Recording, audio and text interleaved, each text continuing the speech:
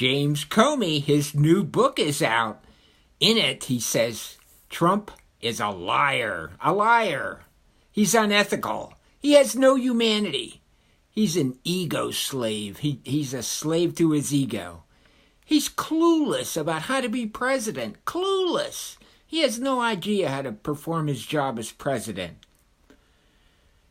He doesn't care that the Russians attacked our democracy before the elections last year, or whenever. He requires personal loyalty oaths. James Comey's new book says President Trump, he's more concerned about a personal loyalty oath than that you do your job right.